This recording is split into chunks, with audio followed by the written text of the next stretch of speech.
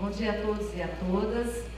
Em primeiro lugar, eu gostaria de agradecer a organização do Educom, a professora Peleira, que carinhosamente me fez o convite, me permitiu que eu escolhesse o meu tema.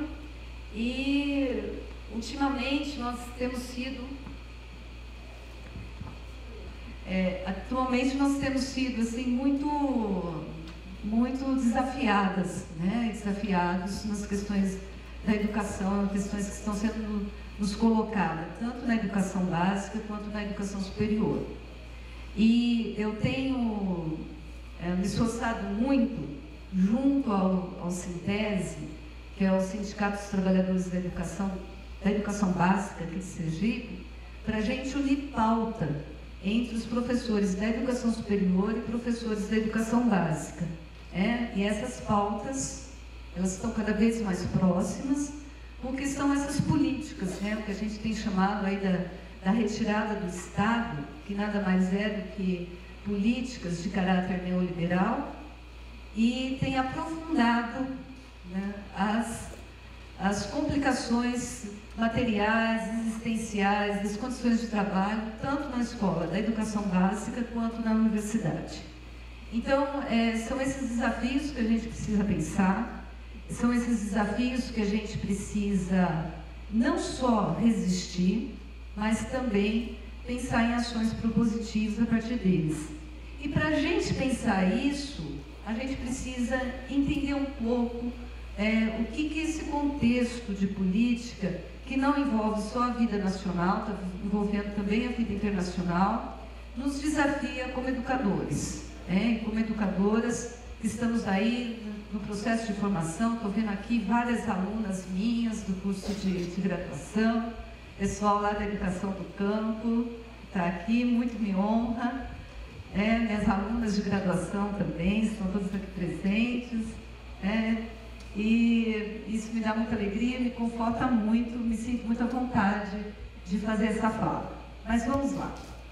Bom, então, pode passar, Sorana, por favor. Então, como que eu organizei minha fala? Eu estabeleci 3 tópicos. O primeiro são os fatos recentes da vida nacional. Então, vamos recuperar um pouquinho a nossa memória, né? Para pensar esses fatos recentes, eu vou discutir um pouco essa crise estrutural do capital, né, e o movimento de guerra híbrida. Esse conceito é muito importante para a gente, daqui a pouco a gente vai falar. Terceiro, a política educacional sob enfoque do gerencialismo empresarial, que é por onde que as políticas públicas estão correndo. E, por final, respeite a escola pública.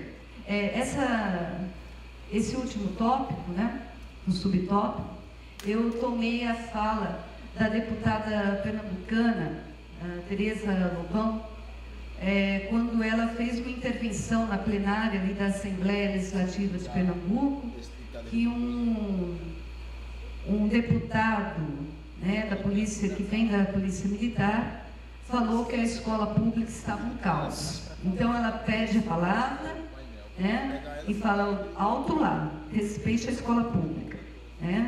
O senhor não sabe o que é caos. A escola pública tem trabalhadores e trabalhadoras que vivem em condição muito difícil, que acolhem as crianças mais pobres, que vêm em condições bastante precárias das suas próprias famílias, das suas próprias casas, e se estão segurando a ponta é por causa desses trabalhadores dentro da educação. Então, alto lá, respeite a escola pública. Então, eu estou tomando a onda aí da brava deputada pernambucana.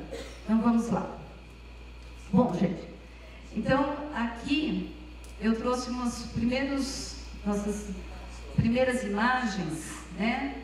E acho que vocês vão se lembrar disso, que é bem recente, 2013, o movimento, né, Eu Não Pago.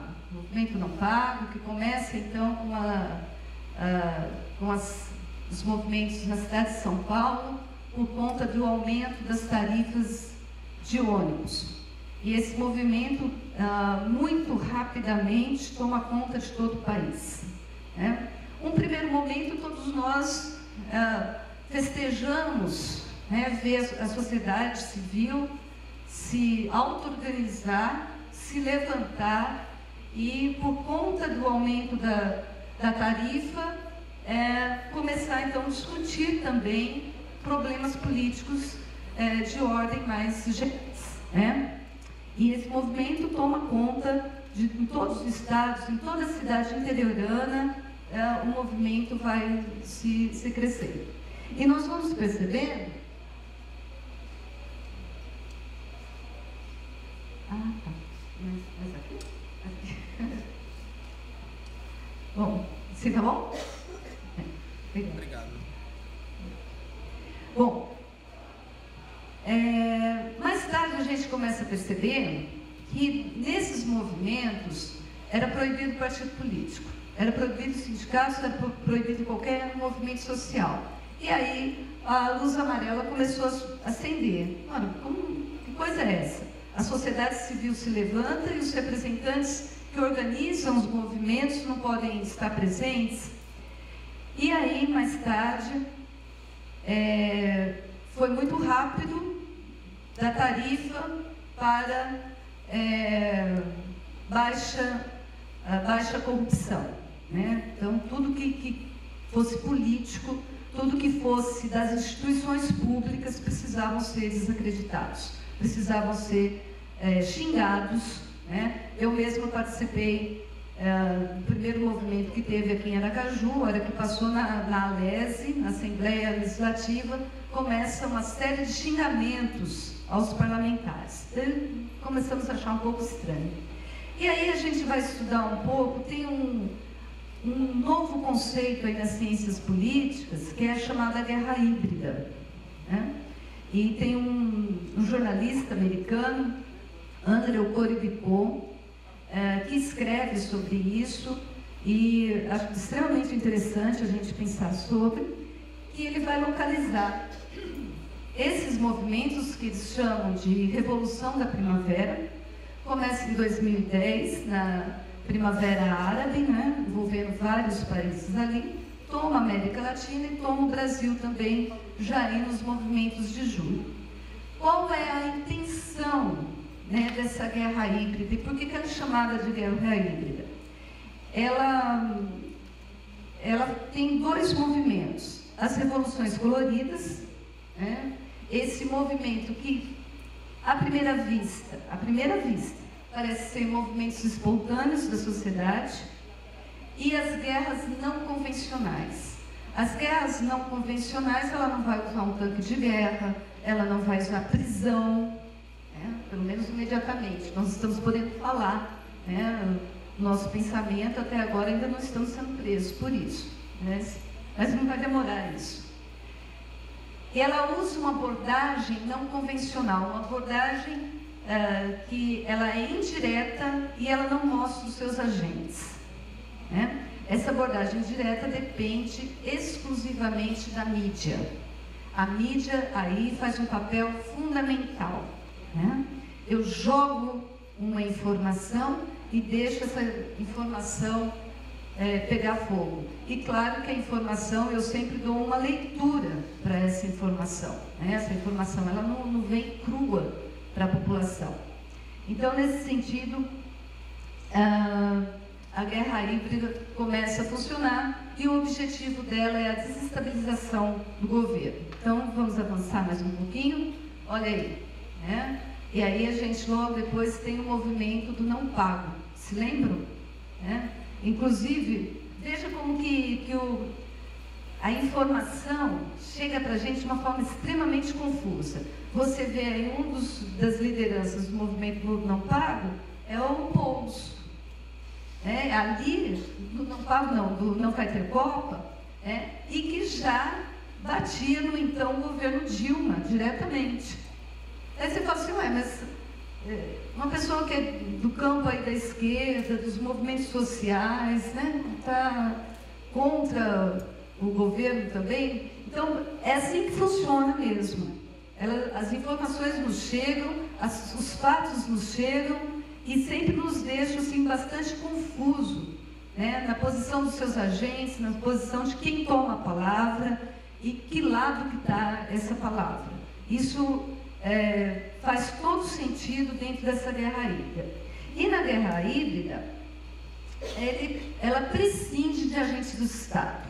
Você não vê ninguém do Estado falando em nome disso. Hoje, que a gente tem a possibilidade das redes sociais, basta, então, eu envolver um indivíduo. Esse indivíduo vai fazer o papel de discutir isso com a sua família, com o seu grupo de amigos, e logo essa rede social acaba sendo o que o Coribicô chama do covil de militantes. Então, ele age com fatores psicológicos. Nesse fator psicológico tem um conceitinho que chama viés cognitivo. Isso é muito estudado, gente. Isso não é uma coisa assim que foi fortuita. Esse viés cognitivo é eu perceber no sujeito qual é o problema dele, qual é a maior fragilidade dele, quais os maiores desafios que ele está usando, e eu pego esse elemento e transformo numa narrativa. É isso mesmo, pagar 20 centavos a mais? O que eles estão pensando? Então o sujeito se sente contemplado. Ele se sente contemplado, e aí o processo de disseminação da informação corre muito rapidamente, como hoje sabemos que as redes sociais fazem esse papel. Então, as coisas vão acontecendo dessa forma.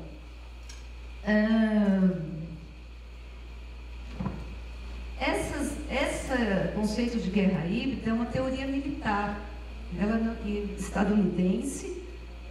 Ela não é uma teoria sociológica, é forma de realmente como que eu desestabilizo o governo. Então, como eu estava dizendo, ela usa esse viés cognitivo. Então, o que ele faz? Eu domino a população do meu inimigo. Eu não preciso de mandar canhão, mas se a própria população se volta contra o Estado, sobre as lideranças do Estado, maior desestabilidade eu causo. Aí vocês podem me perguntar, mas por que fizeram isso? Qual a razão? Tem uma razãozinha muito básica no nosso caso. No nosso caso, tem a descoberta do pré-sal. Nós encontramos bacias aqui do pré-sal que nos dariam uma sobrevida econômica e industrial de mais de 80 anos. O tamanho era a nossa riqueza.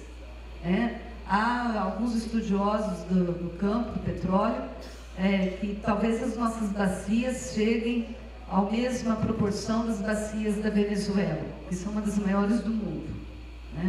Então, e o Brasil, ele declara essa riqueza, declara a sua capacidade tecnológica pela Petrobras para fazer essa exploração, sem com isso chamar as Forças Armadas para proteger essa soberania. Então as Forças Armadas ali foram subjugadas. Talvez hoje a gente entenda o papel que as Forças Armadas têm representado no nosso contexto. Eu acho que tem esse passado também. Elas foram subjugadas. Seria a mesma coisa de eu ganhar uma mega sena e sair gritando por aí que eu estava milionária. Na esquina me sequestrava. Então foi mais ou menos o que aconteceu com o nosso caso. E a gente também tem que perceber, nesse contexto de guerra híbrida, que nós estamos num contexto muito radicado do capitalismo mundial, de uma crise estrutural do capitalismo. Então, usamos aí bem os termos de um senhor que a academia está se afastando cada vez mais, por entender arcaico, ultrapassado, que é Karl Marx. Então, pensar nessas crises estruturais do capital. Isso é uma dinâmica do capital, é um DNA do próprio capital. Essas crises, alguns historiadores do sistema capitalista vão dizer que elas acontecem de 20 em 20 anos. E nada seguro. Ela é própria do capital. Da mesma forma que os antagonismos que o capital causa, a distinção entre as classes, né, o vácuo cada vez maior entre uma classe rica e uma classe pobre, é tão próprio do capital como as suas próprias crises. Então, elas são cíclicas e elas acontecem. Só que agora acontece no contexto da mundialização do capital, como fala o Chesner. Não significa só que o capital se internacionalizou, ele mundializou, ele domina o planeta. De uma tal forma, essa dominação planetária, onde alguns países ricos mantêm a unidade do poder, acaba então, nesse momento, a unipolaridade americana. Hoje, o polo americano tem que dividir com a Rússia, com a China e com o Irã. Tanto é que, nas últimas tentativas de ataque ao Irã, os Estados Unidos teve que recuar, contra a Coreia do Norte recuou, na Venezuela também teve que recuar. Então, os Estados Unidos já não é mais o único polo dessa liderança internacional. Há quem diz que os Estados Unidos ele está muito aquém em termos de armamento nuclear se comparado com a Rússia. Então, ele vai atacar, é claro, os países cuja o sentimento de nacionalismo, não nacionalismo no sentido xenófobo, mas nacionalismo de proteção à soberania, são mais frágeis. E no nosso caso, a gente era uma porta aberta nesse sentido. O Brasil não se preparou devidamente, não desenvolveu políticas que defendessem a sua soberania nacional. E eu não falo só do último governo, eu não falo só do governo Temer, estou falando do governo FHC, Fernando Collor, depois ali da abertura da ditadura, Fernando Collor, FHC, os governos petistas. A gente teve um respiro no governo Lula pelas políticas sociais, mas nesses termos também não fez muitas coisas de defesa da nossa nação. Bom, então vamos passando mais um pouquinho. E aí, a guerra híbrida faz a sua melhor fruto na sociedade. A gente se divide. Esse mapa eu achei bem significativo, não pelo número de votos, mas a divisão que o país teve. É claro que essa divisão atravessa a região norte, sul, nordeste, leste, central, o Brasil todo. Nós nos dividimos, inclusive, nas nossas próprias famílias. Eu não converso mais com aquele meu tio, que é bolsonarista. Eu não falo nem mais com a minha mãe, porque ela quis votar em quem eu não quis votar. Gente, isso é tudo resultado dessa guerra híbrida. A gente precisa repensar muito tudo isso. Porque isso bateu na nossa vida cotidiana, bateu nas nossas relações mais individuais. A gente vê isso no cotidiano. No cotidiano da gente vê essa divisão, vê aí a vitória da Dilma, que nunca conseguiu governar nesse segundo mandato. Então vamos avançando.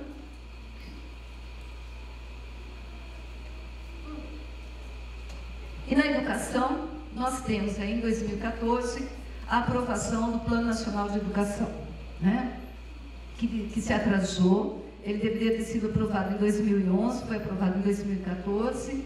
Um processo de participação da sociedade civil, os municípios se organizam para falar das suas metas, os estados, e chega no final no plano federal, e que a gente comemorava muito porque ali estava a conquista dos 10% do PIB, que até o final, em 2024, a gente chegaria a 10% do PIB, e nos próximos 5 anos, 5% do PIB.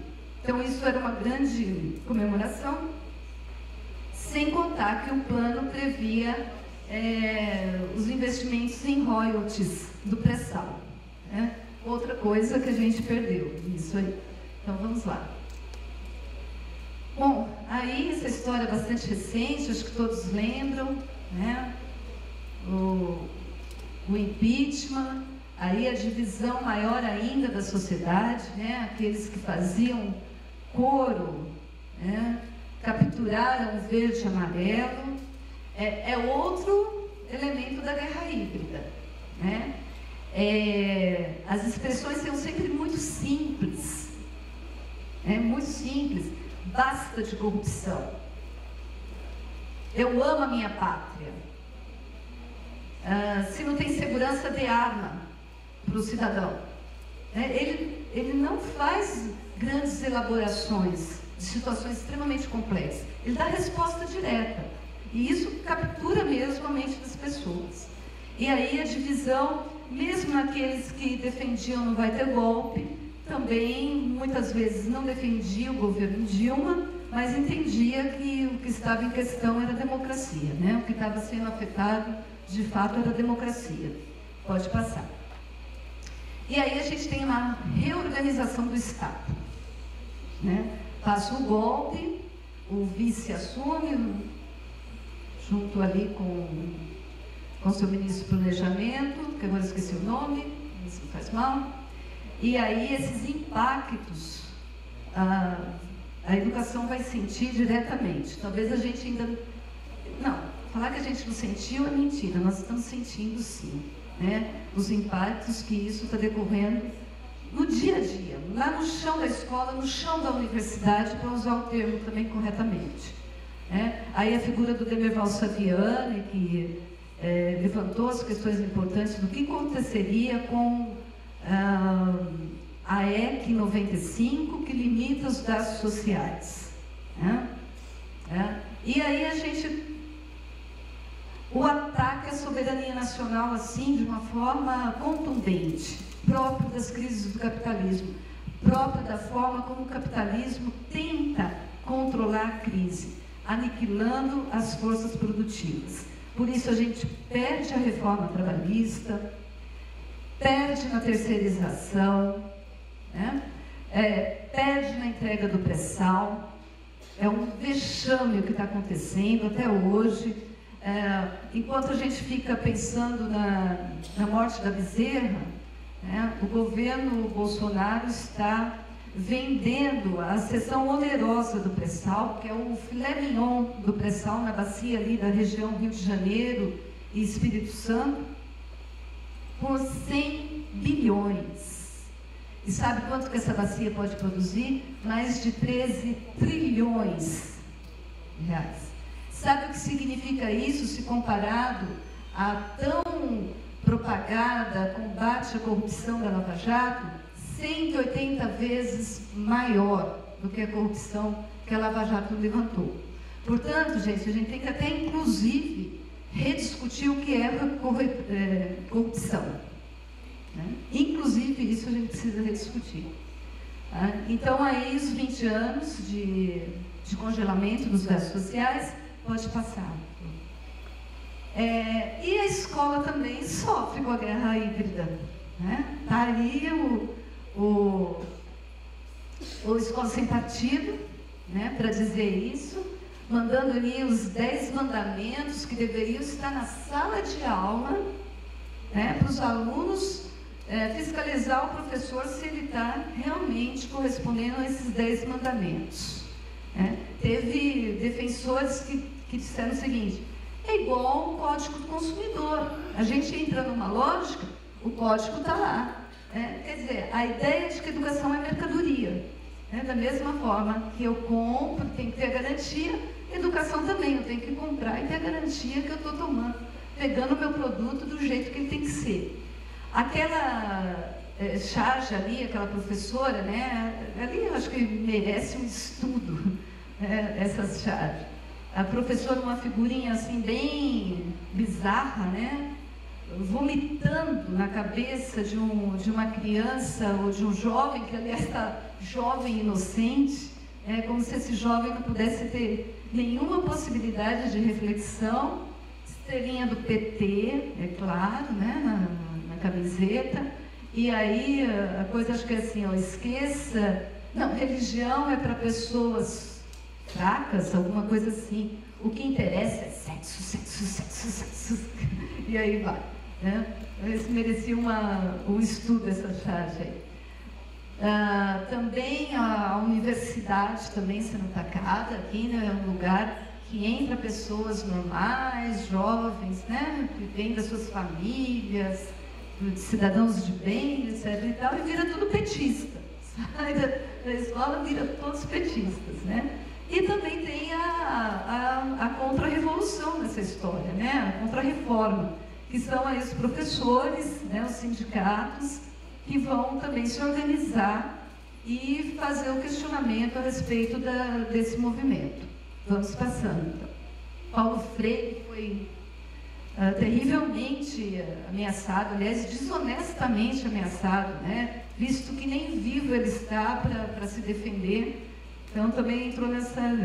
Então, é isso, é esse contexto que as questões da educação também estão se movendo, né? Nessa crise estrutural do capital e no movimento da guerra híbrida. E qual é o papel da educação nesse contexto do capitalismo, né? A educação, ela precisa, sempre foi assim, ela precisa conformar os indivíduos. Para conformar e para criar consenso, ela passa pelo processo de internalização. Esse conceito é um conceito do Mesaros, né? Eu internalizo que esse é meu lugar. Se eu não estou indo bem na escola, é porque eu não tenho cabeça para isso. Se me sobrar apenas o trabalho informal, é porque eu não tive condição suficiente para me desenvolver mais e para avançar nos postos mais altos do trabalho, né? Então, é sempre necessário internalizar esse discurso no indivíduo. É claro que isso não se faz diretamente, falando para o indivíduo diretamente, né? Mas são muitos mecanismos que vão se consolidando no chão da escola para dizer, né, que quem não avança por uma questão muito individual. E o liberalismo é assim, o neoliberalismo é mais aprofundado, né? O que está em questão não é mais a sociedade. O que está em questão é o indivíduo. Quem tem direito é o indivíduo. Ele não tem direito porque ele vive num contexto social. O indivíduo é que faz a realização dos seus direitos, que cumpre os seus deveres. A liberdade é apenas a liberdade do indivíduo. E a gente vai ver isso um pouquinho mais à frente, principalmente na BNCC. Tá? Então, vamos lá.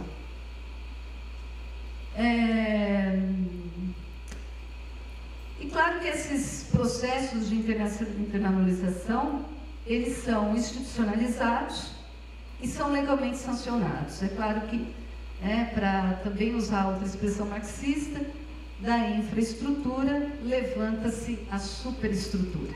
E essa superestrutura é um conjunto de ideias, de políticas, de ideologias, de doutrinas que fazem, que justificam as desigualdades sociais que nós encontramos. Então, vamos lá. Pode passar? Sim, volta, por favor, desculpa. Então, a minha tese aqui, vamos dizer assim, é que não é só uma retirada do Estado. O que nós estamos vivendo não é só uma retirada do Estado, baixo financiamento, retiradas de direitos. O que nós estamos vivendo é uma desinstitucionalização do sistema público de educação. Isso, quando eu falo isso, é da educação infantil até pós-doutorado. Quando eu falo em escola, eu estou pensando no sistema escolar como um todo.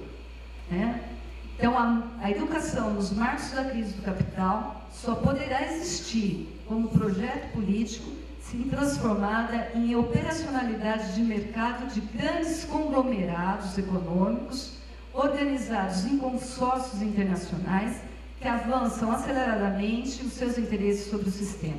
Então, quando eu falo assim, está privatizando, não é mais aquela ideia de que tem as escolas privadas, que eu conheço o dono, que eu escolho, se eu vou na escola X ou vou na escola Y, vou ver a mensalidade dessa escola ou daquela. Não, não é mais isso. Agora a gente tem os grandes conglomerados da educação, a Croton, por exemplo, Estácio de Sá, são as maiores, e que chegam e são capazes de comprar um conjunto de escolas aqui no estado de Sergipe. E mais que isso, elas olham para a rede pública brasileira, só da educação básica, acolhe 40 milhões de crianças e de jovens, 40 milhões, gente. A Argentina, a população toda da Argentina é de 30 milhões. A Croton olha para isso e vê um cifrãozinho assim, pulando na frente dela. Isso tudo tem que ser transformado em mercado. Não pode ser público. O público fica muito caro, é muito pesado. É dinheiro jogado fora. E por que é dinheiro jogado fora? Vocês não viram que a escola doutrina criancinhas e jovens? Vocês não veem os resultados do IDEB, que nunca consegue melhorar? E a formação dos professores, então, que passam por essas universidades, sai tudo petista de lá, ao invés de saber ensinar o beabá, sai todo mundo petista de lá. Vocês veem, o movimento, ele vem dos dois lados. Ele vem no controle do gasto, ele desestabiliza o poder público, o ente estatal, e ele ainda joga uma propaganda moralista sobre as instituições. Nós aqui na universidade, andando pelado, a gente anda, né? Que era uma das informações que a gente recebia também quando o ataque virou para as universidades federais. Então, vamos lá. Aí, não sei se vocês chegaram a ver esse vídeo. É um vídeo, todas as fotos que aparecem, não tem fonte nenhuma, as fotos não têm fonte, né? Você não sabe de quando que é, de onde que é, por que é, né? E falando sempre para a família, pensando nessa família, né, que é do cidadão de bem, muito bem organizada, né, temente a Deus. Olha, se você mandar o seu filho para a universidade pública, você vai mandar um garoto muito bem formado, moralmente formado, uma moça, né, também muito bem formada, e olha o que vai acontecer com ele lá. É isso que vai acontecer com ele. E volto de novo com a charge da escola pública, da educação básica, né? Então, esses dois processos se completam. A desmoralização da instituição pública, e aí, qual que é a salvação? Gerenciar a escola. Tem que entrar a iniciativa privada. Por quê? Porque a iniciativa privada se dá certo, ela faz a sua gerenciamento, ela tem lucro, né? Todo mundo trabalha muito feliz lá dentro, ela dá certo. Portanto, vamos também privatizar. Vamos privatizar porque ela pode dar certo. E aí, só um dado, né, que a gente precisa sempre buscar esses dados. O Estado de São Paulo, há mais de 10 anos, a Fundação Vansolim, que faz os apostilamentos do sistema de ensino do Estado de São Paulo. E o Estado de São Paulo tem um desempenho bastante desprezível, vamos dizer assim, com relação ao IDEB. Se a gente considerar que é o Estado mais rico da nação, mais desenvolvido, e todo aquele papo todo, né, ele deveria, minimamente, responder melhor aos desempenhos do IDEB.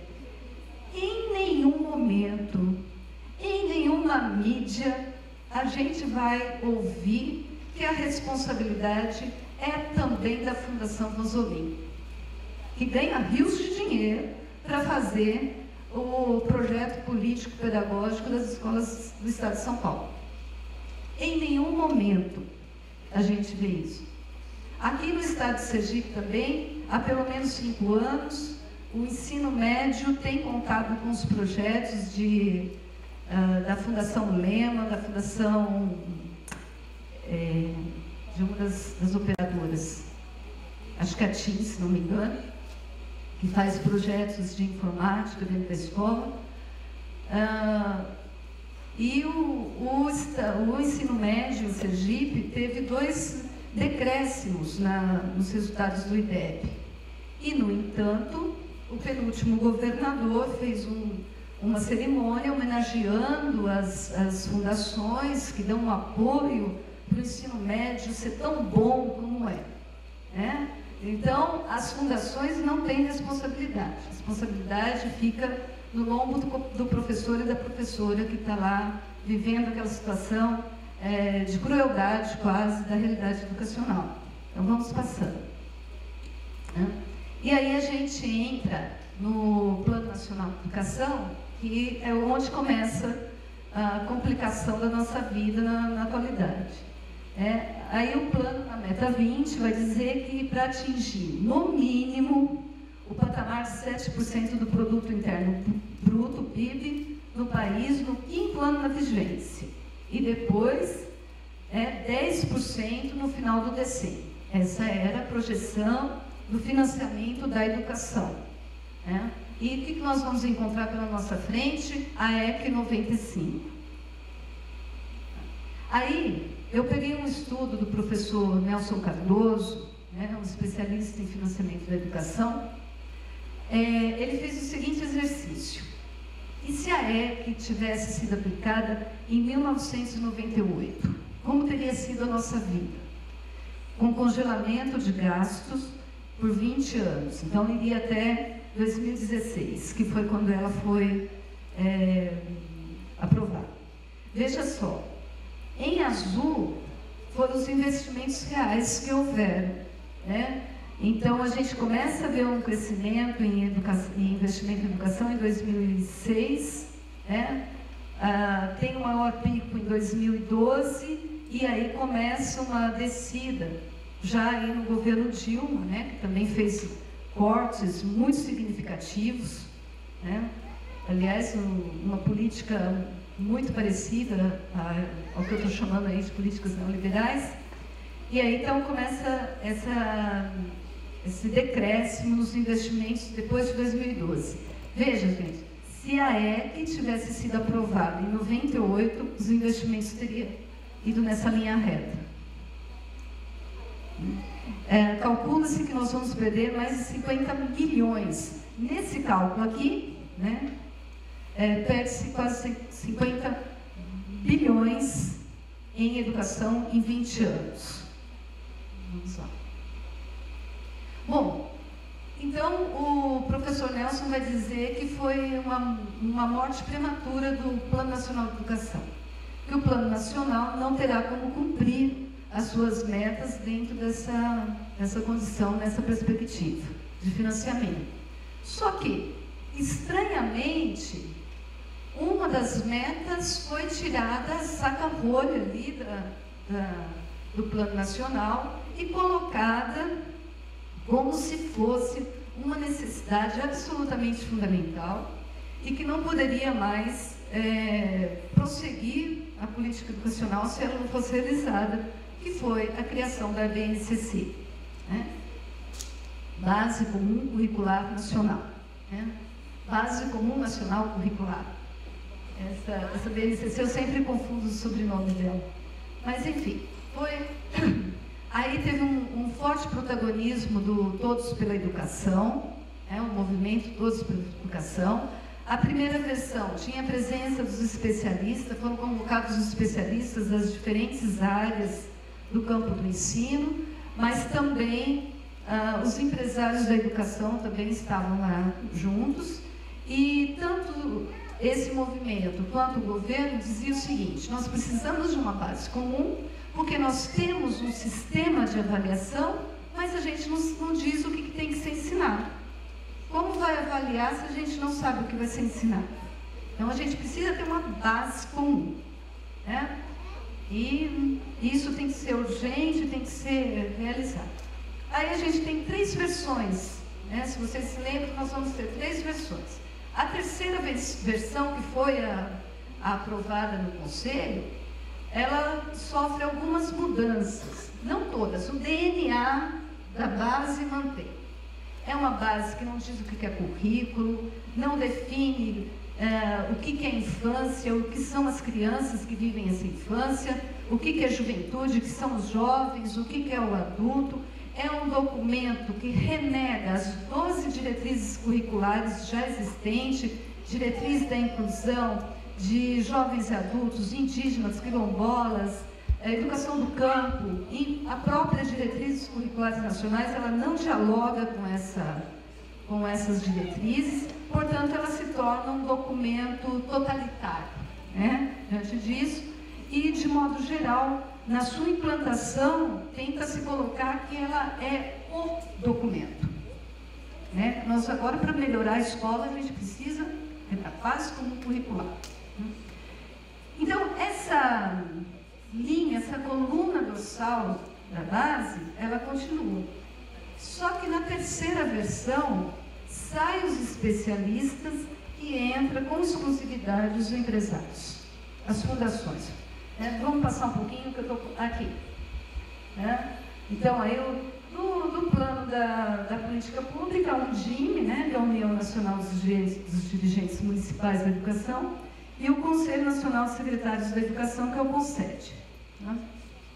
Então, aí entra todas essas fundações e aí a gente já está no governo Temer, né, o ministro Eduardo Mendonça, ele paga, o Ministério da Educação paga 18 milhões à Fundação Paulo Pasolin fazer a base.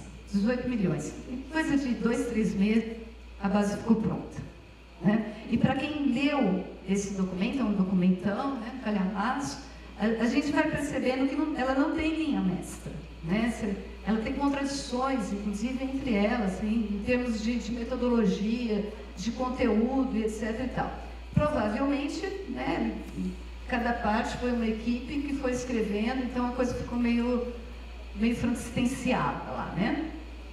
Então, 18 milhões, sem licitação, sem dizer de onde que vinha esse dinheiro. O Conselho Nacional dos Trabalhadores da Educação tem um processo ainda pedindo explicações sobre isso, mas até agora a gente não tem nenhuma notícia.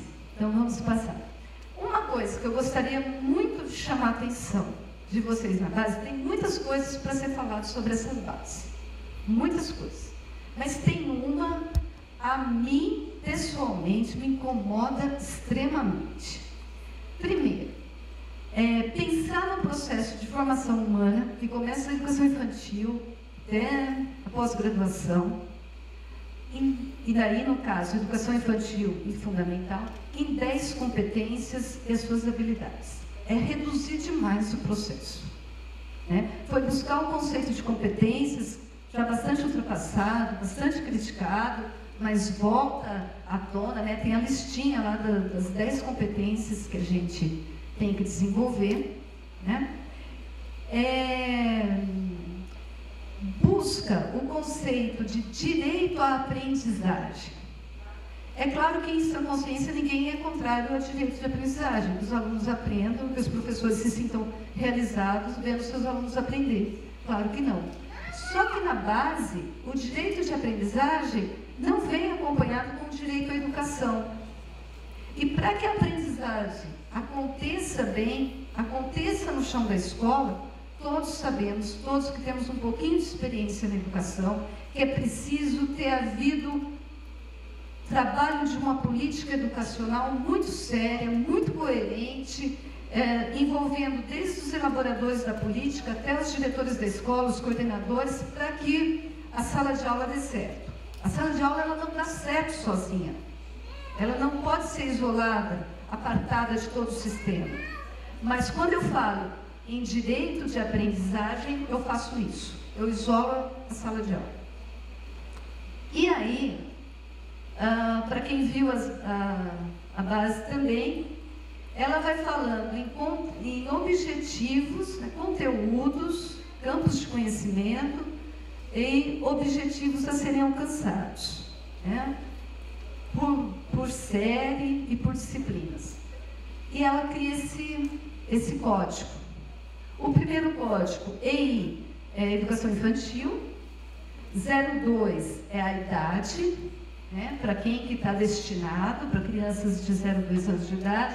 TS é o campo de conhecimento e o 01 é o conteúdo específico. Então, o código funciona desse jeito para todos os objetivos da educação infantil até o final do fundamental, ele está codificado desse jeito. E por que codifica desse jeito? Vamos lá. Aí a gente tem que pensar na legislação que acompanha a base nacional, né? E uma delas é a reordenação do sistema de avaliação da educação básica, né? Que é o SAEB, e a Provinha Brasil, Prova Brasil, todos os outros componentes. Então, o que significa isso? Todos os descritores das avaliações, seja Provinha Brasil, Prova Brasil, SAEB, etc. e tal, precisam corresponder ao código. Então, eu pego então a professora Rose, que está aqui conosco, eu vou olhar a turma da professora Rose, aonde elas foram bem, em quais códigos a professora Rose conseguiu atingir e quais os códigos a professora Rose não conseguiu atingir. Porque agora eu articulo o conteúdo com a avaliação. Bom, e para que isso? Por dois grandes motivos. Um sujeito humano não consegue fazer essa relação, né, para 400 milhões de crianças que fazem as provas. É claro que não. Mas o sistema computacional consegue em alguns segundos. Então, eu consigo olhar os códigos, né, da escola pública brasileira. Eu consigo olhar os códigos onde acertou, onde errou, do estado de Sergipe, da cidade de São Cristóvão e da escola Armindo Guaraná, por exemplo, que é uma escola aqui de São Cristóvão. E, além disso, eu consigo chegar nos professores. E ali eu consigo dizer, a professora Rose foi muito bem, a turma dela se saiu muito bem, né? Mas a turma da Soane não saiu muito bem, não. Eu consigo fazer essa comparação com a possibilidade da aplicação desse código. Isso é avastador para o processo educacional. Por que isso? Porque o controle sobre o processo pedagógico fica quase que absoluto. Professora, mas isso, se não der certo, a gente está vendo aí que o IDEB não está indo bem, as escolas não estão indo bem, a gente já consegue também, hoje em dia, já ver o resultado de cada escola e as coisas estão caminhando. Mas então, quais as outras leis que acompanham a BNCC? Vamos passar. O Exame Nacional do Magistério da Educação Básica. Então, instituiu o Exame Nacional, os professores que são hoje efetivos, né? Os últimos, talvez, as últimas gerações de professor efetivo, ainda da escola pública, eles precisarão de, a cada 3 anos, a cada 2 anos, prestarem um exame do magistério. Esse exame do magistério também vai servir para ingressar na carreira, né? Pode servir como concurso público, né? E também vai servir para certificar os professores, né? Os futuros professores egressos dos cursos de licenciatura. Bom, tudo isso, gente, leva tanto a escola básica quanto as instituições de formação de professor para uma mentalidade de testes. Eu não vou formar mais professores, eu vou formar pessoas que saibam prestar um teste. Os conteúdos do Exame Nacional serão os meus conteúdos no processo de formação. E os professores que já estão na rede seguirão fazendo os testes. Aqueles que não se saírem bem terão a oportunidade de fazer cursos. Que bom, mas isso não é legal? Vou poder voltar aqui para a Universidade Federal de Sergipe, para o pós-doutorado, no MPBGCIMA, no PPGED. Não é bem assim. Vamos pensar nas relações de mercado. Então, eu vou poder olhar para aquela professora, ver quais os conteúdos que ela não saiu muito bem e direcionam ela à formação continuada EAD. E ali, como vocês conhecem as plataformas de formação, eu te conduzo a um determinado conteúdo até você apresentar a habilidade do conteúdo. Se você não apresenta, eu te reporto a uma outra situação para você ir fazendo esse desenvolvimento. Tudo isso vai organizar todo o material didático, todo o material instrucional, tanto na formação do professor, quanto na formação dos alunos da educação básica. Né? Mas isso custa muito caro. Não se espanta. Né? O mercado, ele vende as suas quinquilharias em qualquer lugar em que ele estaciona. Então, ele vai ter produtos para todos os bolsos. Isso é fato. E aí, junto a isso, vamos lá. Uma outra legislação muito importante aí. Pode ir. É um projeto de lei que já ficou aprovado na comissão, agora ele vai para o plenário, isso só não foi até agora, porque a Previdência está ali, né? Mas é o projeto do Wilson Matos, né? O relator dele foi o professor Cristóvão Buarque, que teve que deixar essa última marca triste dele no Senado, que dispõe da avaliação dos professores da rede pública, e essa avaliação está condicionada aos resultados dos estudantes. Né? Em 2016, o professor Luiz Carlos Freitas escreve sobre o que está acontecendo no estado do Ceará, que tem sido chamado muita atenção, porque as escolas estão se saindo bem, né? E o professor Freitas disse que o que está acontecendo é uma padronização de testagem, em substituição de um processo de formação humano. É isso que está acontecendo. E essa conta não tem como fechar. Você nunca sabe dizer se aquele sistema se saiu bem, porque os professores também estão sendo bem avaliados. Né? No estado de São Paulo, ontem eu ainda fiz esse exercício, voltei lá no site da Secretaria do Estado. Os professores já têm condição de olhar o posicionamento do IDEB de sua escola e ver qual bônus que eles vão ganhar no final do ano. Que está chamando de 14º salário, 15º, etc. e tal.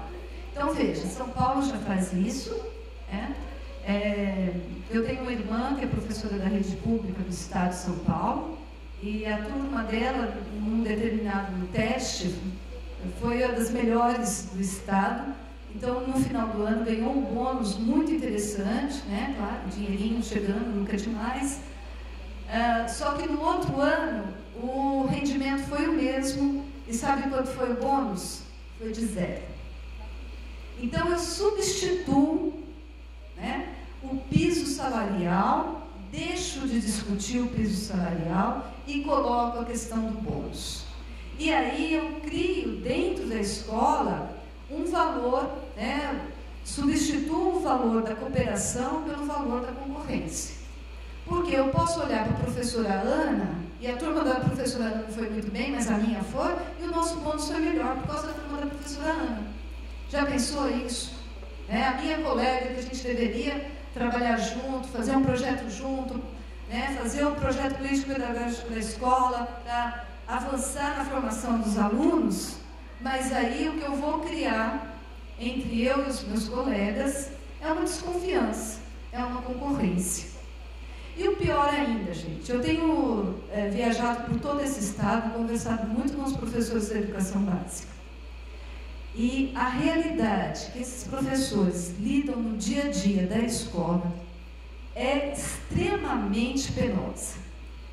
É penosa pelas suas condições de trabalho, é penosa pelo seu dia a dia. As estruturas das escolas estão cada vez mais precarizadas e as condições de vida das crianças estão cada vez mais difíceis. Essas crianças estão chegando, seus pais são, ali, a grande maioria, quem está ficando desempregado, nessa reestruturação do capital, nesse aniquilamento das forças produtivas, né?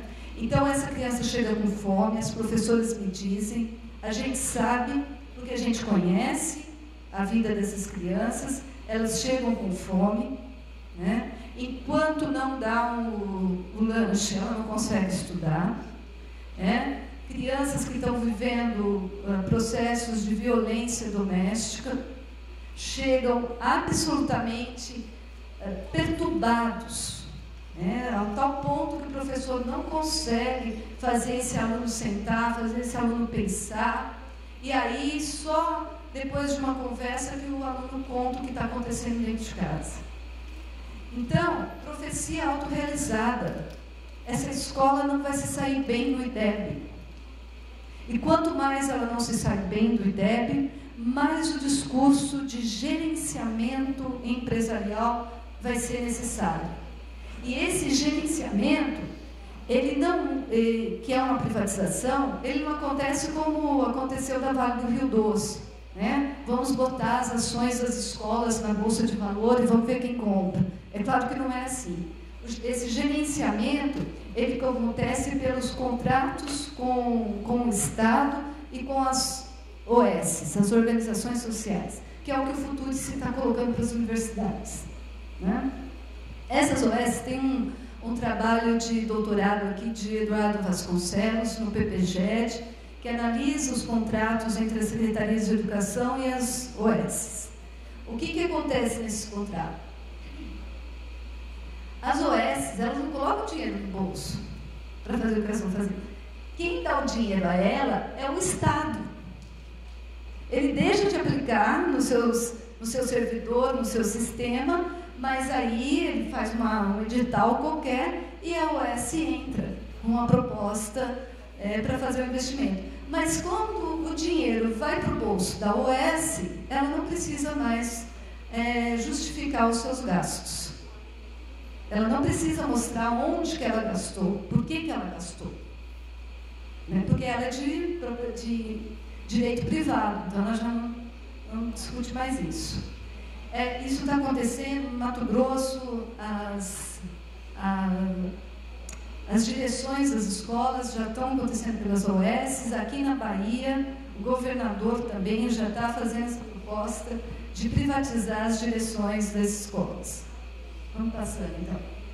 Bom, e aí a gente chega no governo Bolsonaro, né? Na carta de compromisso de educação, e eu só trouxe aqui alguns pontos do plano, né? Que deve ser adotado pelos municípios, pelos estados e o Distrito Federal, e fala o seguinte: volta ali a confirmar o resultado da avaliação da qualidade e rendimento dos estudantes. Então, a BNCC está toda preparada, né? A BNCC está sendo aplicada pelas secretarias de educação, e quem está bancando a aplicação da BNCC são as fundações. Aqui no estado de Sergipe, isso é claro, são as fundações que têm investido para que a BNCC seja consolidada na rede pública, tanto na rede pública do Estado quanto dos municípios, garantia do direito da aprendizagem. Então, volta a questão do direito da aprendizagem sem garantia do direito à educação, avaliação e avaliação integral, mas a avaliação integral sem um aporte financeiro, ela se corrói completamente da sua proposta original, né? O que nós temos visto, por exemplo, nas escolas do ensino médio, que fazem educação integral, acaba perdendo quase que 30% das matrículas, ou até mais, dos alunos que não podem frequentar ensino médio. No estado de Sergipe, eu fiz esse estudo, o que tem acontecido com esses alunos que terminaram o fundamental e chegam naquela escola perto da casa deles, onde ele estudava, ela vira uma escola integral. O que acontece com eles? Vão para a educação de jovens e adultos no ensino médio. É impressionante você ver baixar a matrícula do ensino médio e ver crescer a educação de jovens e adultos no ensino médio. É sintomático. Outra coisa que me preocupa muito, né, nessa carta de compromisso do governo Bolsonaro, promover a educação infantil com a criação de 4.000, quase 5.000 creches. E essa aí eu acho que ele vai cumprir.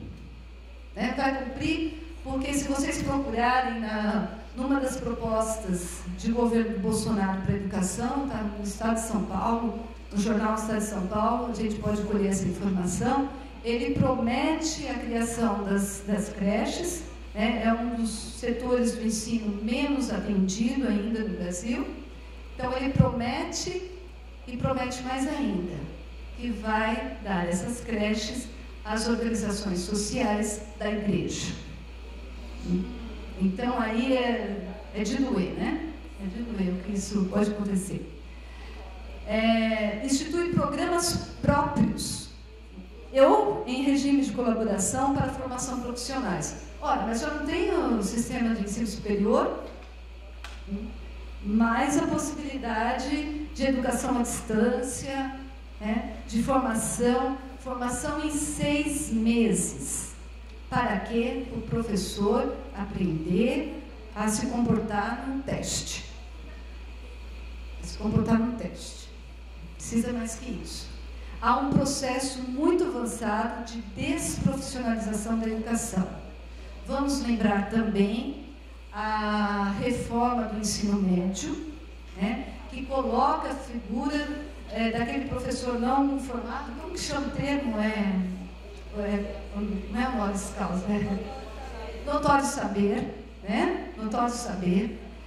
Aí a gente fala assim, não, mas o notório saber é só para a educação profissional. A educação profissional, às vezes, tem isso mesmo, que é ensinar um grupo a costurar, vai chamar um estilista. Ele não é professor, mas ele é estilista, daí razoável.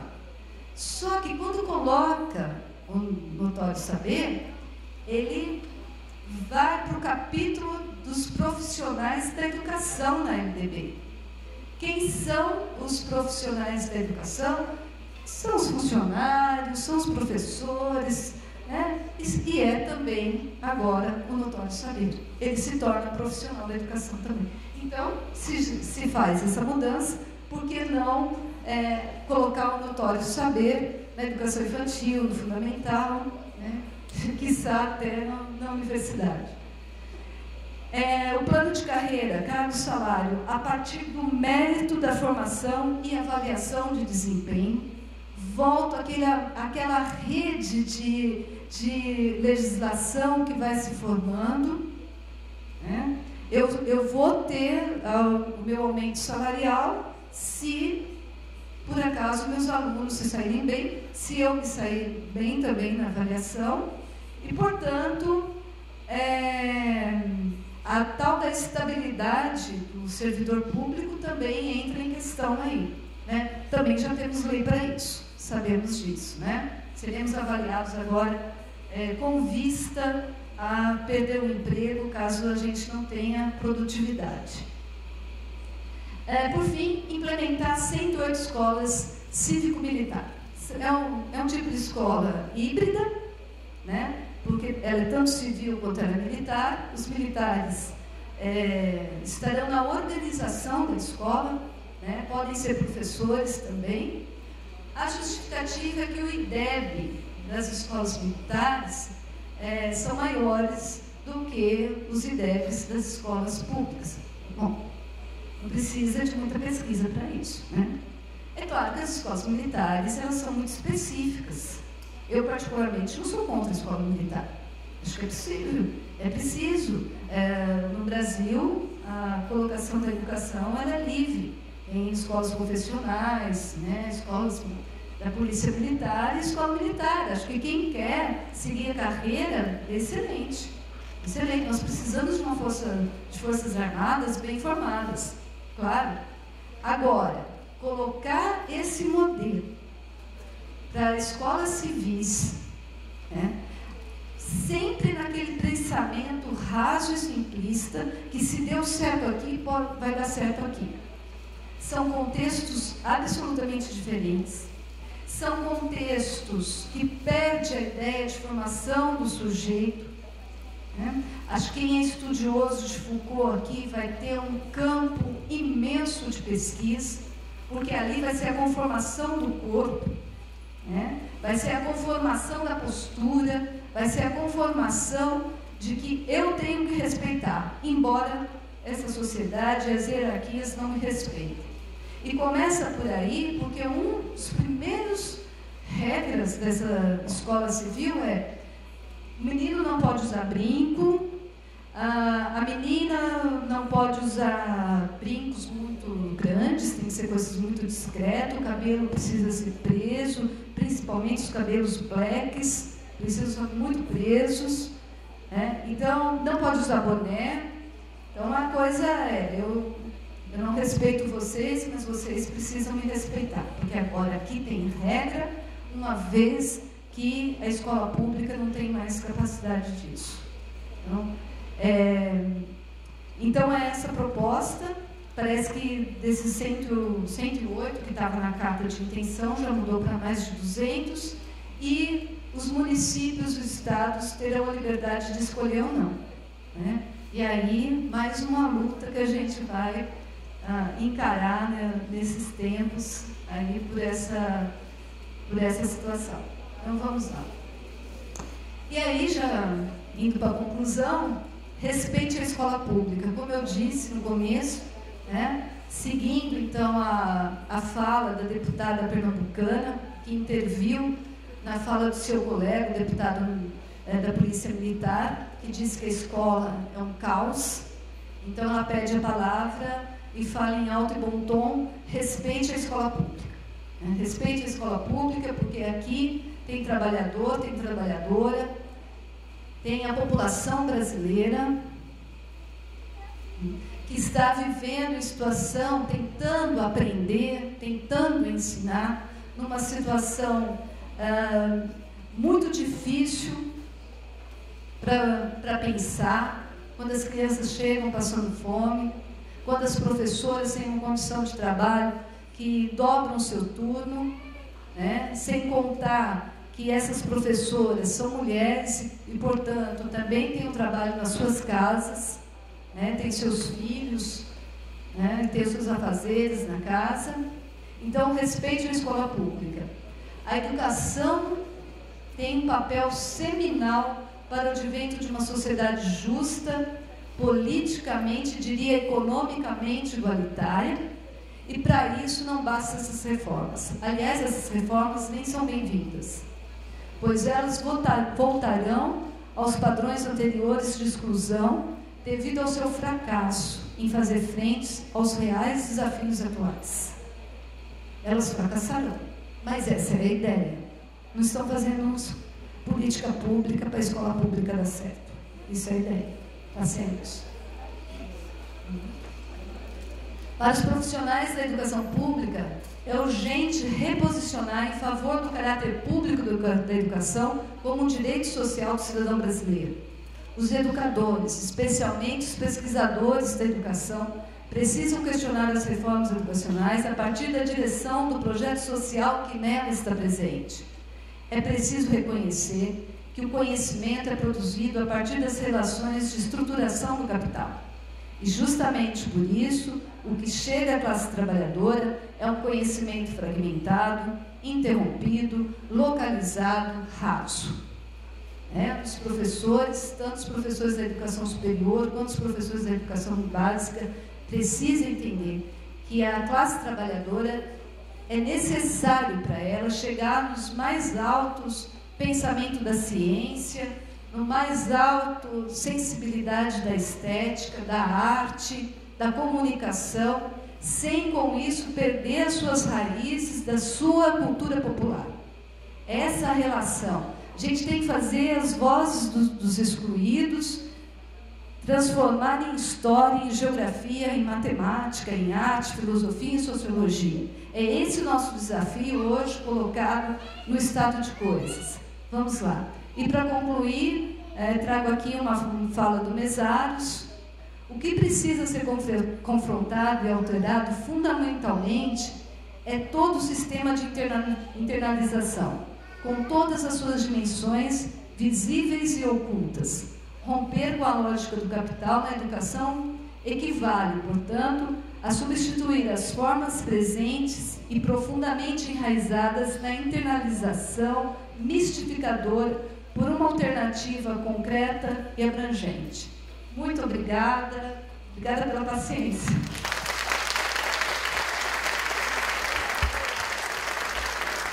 Queria parabenizar a professora Silvana pela excelente fala.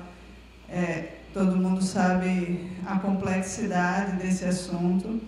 Ela trouxe para a gente muitas coisas a pensar. Teremos muito pouco tempo para conversar o debate, porque realmente a situação realmente é muito complexa. Ela conseguiu uma linha de raciocínio, trouxe muitas coisas para a gente, mas é difícil falar disso em pouco tempo. E eu entendo a situação da professora, porque são muitas coisas a levantar. Então, eu queria, só para a gente não ficar só aqui na mesa, abrir espaço para pelo menos uma, talvez duas falas, e tenho certeza que todos nós sairíamos daqui pensando em várias dessas coisas, e isso já cumpre o papel, né? Meu nome é Suzana, sou colega de Silvana, quero parabenizá-la pela apresentação e exposição. Eu estava aqui no cantinho, observando, refletindo, porque você deu a possibilidade de a gente refletir e, ao mesmo tempo, perceber em que posição, em que situação nós estamos vivendo no país. Eu poderia chegar e dizer assim, e até, mas sempre foi assim, a educação nunca foi um ponto de ser valorizado no nosso país. E por que agora está falando da educação no governo de Bolsonaro, nesse governo atual? E por que questionar as escolas? Você até defendeu as escolas militares. Eu queria que as escolas militares, elas viessem, porque é bom realmente descentralizar, mas que também viesse também a questão do dinheiro, né? Do valor, porque a escola militar gasta o dobro por aluno, né? 16 mil, eu acho que você não falou, e as nossas escolas não. Então a questão da estrutura econômica, então, é bom que venham as fundações, mas que venham, não é bom não, eu penso, que venham, mas que venham realmente para distribuir, dar condições de trabalho, porque as nossas estruturas, a estrutura física, os nossos professores estão trabalhando de forma deficitária. Eu vivi isso. Tive um momento de olhar e dizer assim, isso não é uma sala, isso aqui é uma senzala. Me desculpe, gente. O que é que eu vou fazer estando numa senzala? E eu fazia o que eu podia. Então eu gosto, e nós fazemos, olha, é muito fácil desqualificar o professor. Nós fazemos o que podemos fazer, porque é muito fácil criticar. Agora vá lá no chão da escola, vá ver as condições de trabalho que nós temos, né? Então é muito fácil criticar a universidade, que nós não estamos qualificando os nossos profissionais, né, para a educação. Mas a gente precisa saber que temos que ter condição de trabalho para que possa ser exercido e cobrado esse trabalho. Primeiro, eu queria agradecer à coordenação, à Veleida, pela oportunidade do tema, né, parabenizar e agradecer. Agradecer a presença de vocês todos aqui, a plateia cheia desde o começo. A Veleida me disse que tem representantes de todos os estados, então é realmente um momento muito importante. E num momento mais importante ainda, de forma nacional, a gente está engajado, muito significativo, né? Então, eu concordo com muitas das coisas que a professora colocou, acho que todo mundo tem algumas visões diferentes, mas, assim, é importante a gente reconhecer que, neste momento agora, a gente vive um momento de crise muito séria na educação e que é importante o engajamento. O engajamento significa a gente saber conversar, saber dialogar, mas ter como fim uma coisa que eu acho que ninguém aqui discute se está aqui, que é a importância da nossa educação pública forte em todos os níveis, né? Eu acho que a gente precisa, talvez, como parte disso, às vezes pensar um pouquinho sobre como é a melhor forma de lutar, né? A gente tem um cenário muitas vezes ideal, mas a gente também tem que ter formas de lutar para fazer conquistas nesse processo. E agora a gente está no momento de que está perdendo todas as pequenas conquistas, como a moça até disse, assim, a gente nunca teve a nossa educação desejada, a educação sempre foi motivo, e acho que seria ainda por muito tempo motivo de críticas muito severas, porque os melhores dos governos não foram nem sequer bons para a educação como a gente gostaria, mas trouxeram várias pequenas vitórias que vão se consolidando aos poucos e que, infelizmente, o movimento de destruição é muito mais rápido, muito mais agressivo do que o movimento de construção. Então, como a gente vai lutar? Por exemplo, essa história do ensino para testagem, ele, na verdade, é criticado por todo mundo que entende um pouquinho mais de educação, a gente critica de forma muito severa. Mas ele permeia a educação mundial.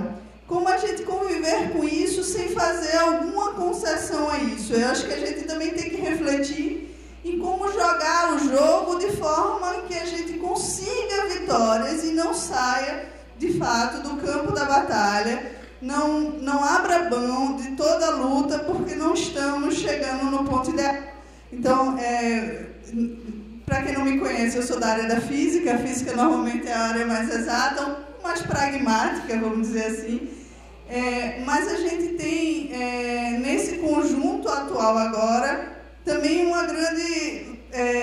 grande trunfo, que é a nossa possibilidade de reconstrução e de reunião em termos de causas que talvez a gente não tivesse mais unido e que, nesse momento de crise, começa a abrir a possibilidade de congregar vários campos que concordam com a educação pública, mas que estavam talvez dissociados por causa de um governo que fazia algumas políticas e que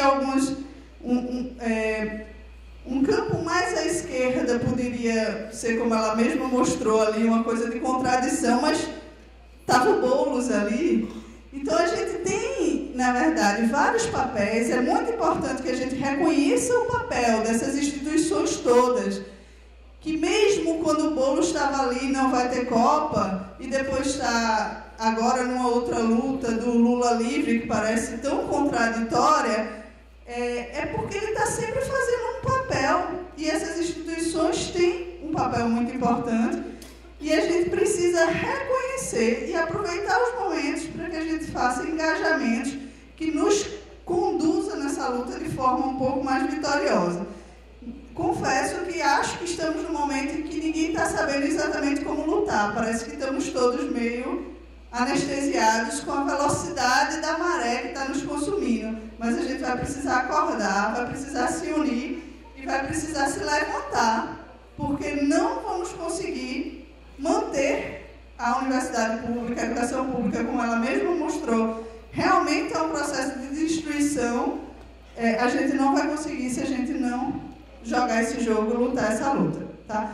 Eu queria agora passar a palavra para a Silvana fazer as conclusões dela, e já termina na dela, para a gente não atrasar demais para a próxima palestra, tá bom?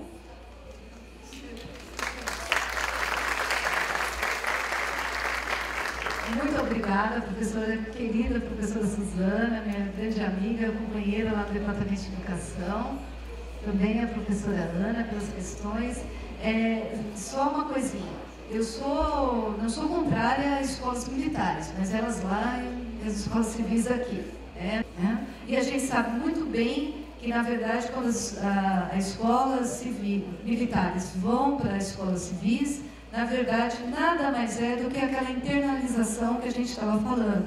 Internalização de conformação, de consenso, para eu me contentar do lugar que eu estou na hierarquia social em que eu me encontro. Ela nada mais é do que reafirmar isso. Agora, claro que quanto ao financiamento, muito bem-vindo. É muito bom lembrar, porque é o que eu falo, é a profecia autorrealizada. Aonde tem financiamento, os alunos se saem bem. Aonde o financiamento acaba, ele também. A escola pública tem que ser cara. Futebol é caro porque a escola pública não pode ser cara, mesmo? E quanto ao engajamento do professor e dos professores, nós educadores, nós temos que continuar na nossa sala de aula. Nossa sala de aula é onde que a gente está formando o cidadão. Aliás, eu acho que se a escola pública ainda está em pé, deve ser as professoras e os professores que estão lá no seu dia a dia, que segura situações extremamente complexas, tanto do ponto de vista emocional, quanto do ponto de vista social. Muitas vezes o professor chega com a aula pronta e recebe uma criança vítima de uma violência doméstica. Ele tem que parar a aula, tomar as devidas providências, se reorganizar novamente, porque conviver com isso não é fácil, e repensar novamente o caminho que vai dar para a sua sala de aula, para aquele dia de aprendizagem. Então, a escola pública está em pé por conta das professoras e dos professores que lá estão. Agora,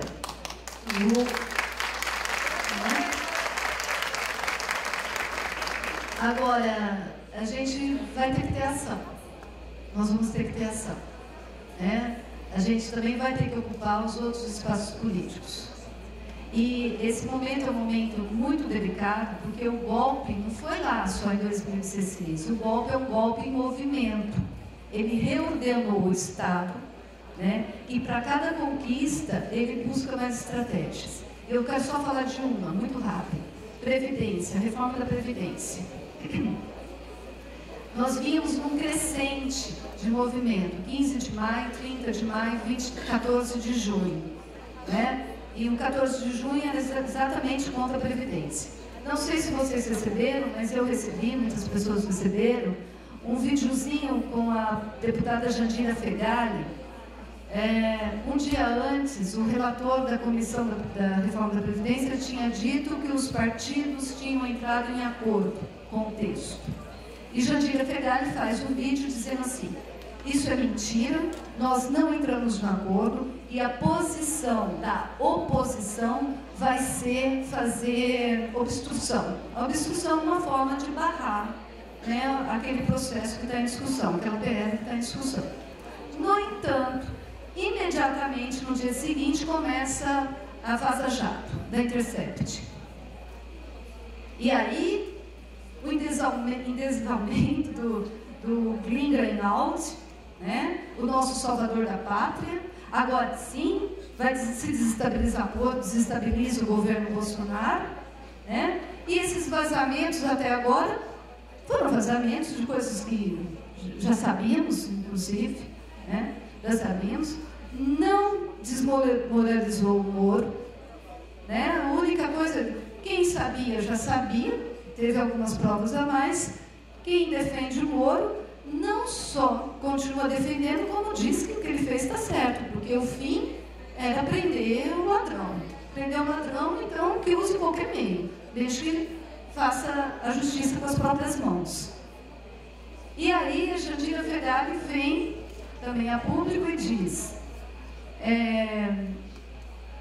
essas notícias são tão importantes que a gente vai deixar a reforma da Previdência para focar nas notícias da Vaza Jato. E a reforma da Previdência passou sem que a gente falasse: ai, doeu. Nós não fomos mobilizados. A mobilização parou. Nós precisamos entender, isso é muito duro e é difícil, não vai dar tempo de eu desenvolver aqui. Mas agora, as nossas lideranças que estão no campo progressista também estão em movimento com o golpe. Difícil falar isso, mas é isso que está acontecendo. E nós que somos aqui na base, ou a gente começa a se organizar e pedir seriedade, pedir justificação do posicionamento desses deputados e senadores que dizem no campo de esquerda, ou nós estamos absolutamente sozinhos. A Petrobras está sendo vendida assim a preço de banana. A Embraer foi vendida a um preço de um hotel. Quer dizer, qual a relação, de importância da Embraer e de um hotel. Então, nosso engajamento agora é muito mais difícil do que em outros momentos. Porque em outros momentos as lideranças sindicais, os movimentos sociais, os partidos se organizam, e fazer organização não é colocar no Zap, dia 30 a gente vai se... Não é colocar no Zap. Tem uma força, claro que tem, as redes sociais têm a sua força. Mas não é assim que se faz mobilização, né, contra-hegemônica. Então, nós da base agora vamos precisar começar a tomar pé das coisas. E eu queria falar para vocês, só mais duas informações, há três PLs correndo na Câmara dos Deputados, né? Uma é a PL 2415, a outra 1495. Essas PLs, em nome de um combate ao terrorismo, permite o monitoramento dos nossos aparelhos celulares, eletrônicos e todas as mídias que esses aparelhos contêm, com a possibilidade de controle pelas Forças Armadas. Com a possibilidade de eu chegar no chip do meu celular, e se a Silvana incomodar por qualquer motivo, criarem notícias como se eu mesmo estivesse produzindo essas notícias. Mando para o meu colega, que tal a gente jogar uma bomba lá no Congresso? E aí não vai precisar de tanque, não vai precisar de polícia. Basta o oficial de justiça chegar na minha casa e mandar uma intimação para eu me apresentar para um juiz que vai me pedir a minha prisão porque eu sou uma terrorista. Não, eu não sou terrorista. Olha aqui, saiu do seu celular. Gente, o que está em questão é isso. Essas PLs, se elas forem aprovadas nas comissões, elas não precisarão ir para plenário.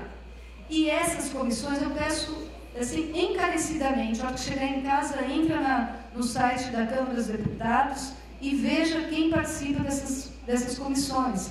Jandira Ferrari participa, Freixo participa, Paulo Pimenta do PT, Paulo Teixeira do PT, Rui Falcão, que foi presidente do PT. Por que esses deputados colocados aí no campo de esquerda ainda não informou a sociedade do que está acontecendo? A nossa privacidade vai ser devassada. Devassada. Acho que nem mesmo os bolsominions vão gostar disso. Né? Então, é necessário a gente tomar pé dessa situação e saber qual é a nossa fonte de informação. Aonde eu estou me informando? Eu estou me informando pela Rede Globo? Eu vou ver a vida como a Rede Globo está me colocando. Eu estou me informando pelo 247, que é essas redes mais alternativas. Né? E essas redes mais alternativas, qual é a pauta dela? É a pauta que a grande mídia traz. Eu, como sugestão, vou indicar para vocês o canal Duplo Expresso. Né? Deem essa oportunidade, olha esse canal, Duplo Expresso. Bom, meus queridos, o tempo já está passando, o pessoal já está chegando para a próxima. Profundamente agradeço, Veleida, pelo querido convite. Peço desculpas por não ter estar presente por questões de férias. E agradeço a paciência e a audição. Muito obrigada.